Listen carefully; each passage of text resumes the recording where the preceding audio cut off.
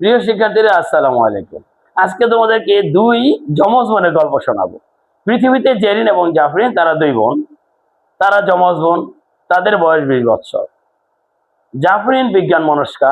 সে কি করলো, যে নাসার সাথে যোগাযোগ করে সে মহাশূন্য যানে ভ্রমণে চলে গেল। একটা মহাশূন্য যানে চলে আলোর বেগের প্রায় 90% বেগে সে মহাশূন্য যানে চলে গেল।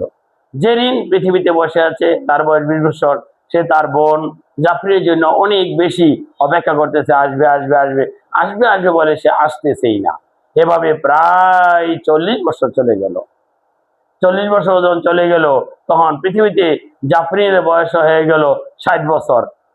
আর জেরিন জাফরিন চিন্তা করছে জেরিনের বয়স 60 বছর। কিন্তু জেরিন যখন 40 বছর পর, অর্থাৎ জাফরিনের হিসাব অনুযায়ী 40 বছর পর যখন পৃথিবীতে আসলো, তখন পৃথিবীতে এসে দেখে জাফরিন একদম বৃদ্ধ হয়ে গেছে, লাঠি নিয়ে টুকটুক করে হাঁটতেছে।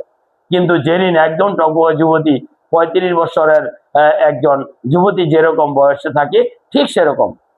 এর কারণ হলো, পৃথিবীর চেয়ে সে আলোর বেগ বেশি ধ্রুব বেগে চলার কারণে তার বয়স দীর্ঘ হয়ে গেছে, অর্থাৎ 20 বছরের মাত্র 15 বছর অতিবাহিত হয়েছে। আর এদিক দিয়ে 20 আর 40, জাফরিনের বয়স 60 বছর হয়ে গেছে। আর জেরিনের বয়স 15 বছর আর 20 বছর, সেটা হচ্ছে 35 বছর। অর্থাৎ 35 বছর যুবতীর মতোই কি সেখানে জেরিনকে দেখা যাবে। তাহলে তোমরা একটু চিন্তা করো, যে পৃথিবীতে থেকেও সে যদি কেউ আলোর বেগে মহাশূন্য যানে চলে যায়, আলোর বেগে কাছাকাছি বেগে চলে যায়, তার বয়স এবং পৃথিবীতে থাকার কারো বয়সের মধ্যে বিশাল এক তোমার ডিফারেন্স দেখা দেবে। তোমরা যদি এটা আরো ভালো করে বুঝতে চাও, তাহলে ইন্টারস্টেলার একটা ফিল্ম আছে, ফুল মুভিজ আছে, তোমরা ওটা দেখে নিবে।